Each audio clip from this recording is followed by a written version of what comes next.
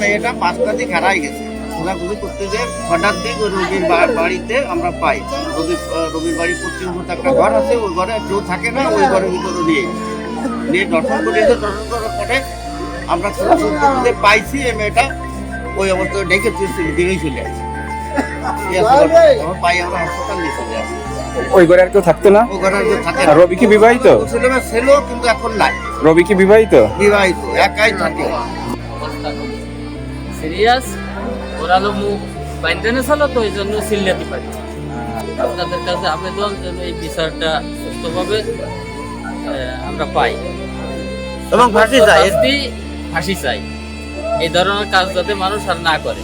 আমি ওই বাচ্চাটার নানা, আমি চাই যে ঘটনা ঘটেছে নাবালকের শিশু ধর্ষণে, আমরা চাই দ্রুত এদের সমস্ত ধরে এদের শাস্তি ফাঁসির দাবি করতেছি।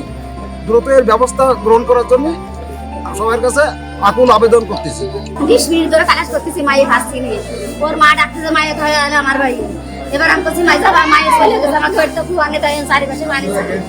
এবার তাই বলি ওই মায়ের তালাশ করতেছে, আসছে না, ও জান্নাত তুই, ও জান্নাত তুই, আসছে না। না খালি তারপরে ঘরে কিনা কিনা ওকে বাড়ি গেছে, যাই পরে ওই ঘরে ভাড়া হয়েছে।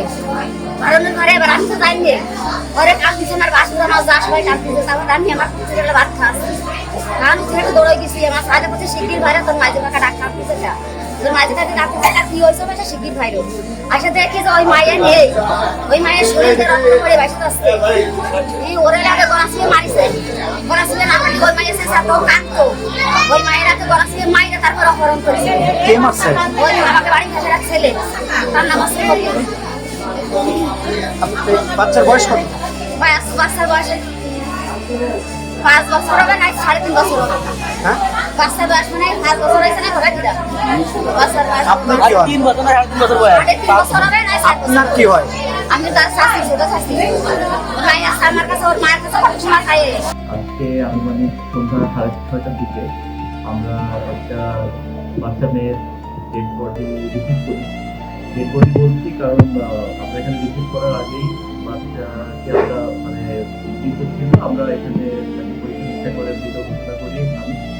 এরপর শরীরে আঘাতের চিহ্ন আছে, সম্ভবত যেটাই হোক সেটা পরবর্তীতে আইনানুগ ব্যবস্থা নেওয়ার জন্য আমরা থানাতে জানিয়েছি এবং যথাযথ আমাদের নিয়মতান্ত্রিকভাবে ময়নাতদন্ত শেষে লাশ হস্তান্তর করা হয়। যে ঘটনা হয়েছে এই ঘটনা খুবই একটি দুঃখজনক ঘটনা। বাচ্চাটির বয়স 5 থেকে 6 বছর। এই ঘটনা যে ঘটিয়েছে তার নাম রবি। তার ওই মেয়েটির বাবা যে তার ঘরের ভিতর থেকে তাকে তার লাশ উঠায় আনছে, যা আমার বলতে যায় আমার গার পশম খাড়া হয়ে যাচ্ছে। তার বাবা যে দেখে যে তার কন্যা সন্তানের মৃত্যু লাশ ঘরে পড়ে আছে, রবির ঘরে।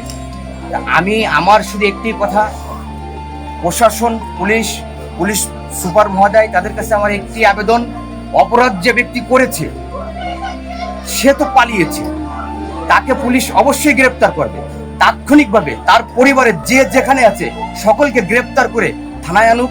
এই মুহূর্তে তাদের পরিবারের এবং তার আশপাশের যারা আছে তাদেরকে গ্রেপ্তার করা হোক, তাহলে তাকে আইনের আওতায় আনা সম্ভব হবে। কিন্তু এই ঘটনার যে পুলিশ এখন আমার সঙ্গে যে পুলিশের সঙ্গে কথা হয়েছে, তারা বলতেছে যে অপরাধ যে করেছে তাকে যেভাবে গ্রেপ্তার করতে হবে। কিন্তু অপরাধ যদি আমি করে থাকি তাহলে আমি তো পালাবো, কিন্তু আমার আশপাশে যারা যারা ছিল এদেরকেও গ্রেপ্তার করতে হবে। তার পরিবারে যদি কোনো ভাই থাকে, তার যদি পিতা থাকে, তার যদি মা থাকে, তাদেরকেও গ্রেপ্তার করতে হবে। আউড়িয়া ইউনিয়নের রামচন্দ্রপুর গ্রামে জান্নাতুল নামক 5 বছর বয়সী একটা মেয়ে ধর্ষণের ফলে মারা গেছে। খুবই নৃশংস একটা ঘটনা ঘটছে। প্রাথমিকভাবে আসামিকে আমরা শনাক্ত করতে পারছি। তাকে ধরার জন্য আমাদের সর্বাত্মক প্রচেষ্টা অব্যাহত রয়েছে এবং আমাদের সকল টিমই মাঠে নামাইছি আমরা, এবং তাকে অতি দ্রুত সময় আমরা যাতে গ্রেপ্তার করতে পারি এই চেষ্টায় আমরা অব্যাহত রয়েছি।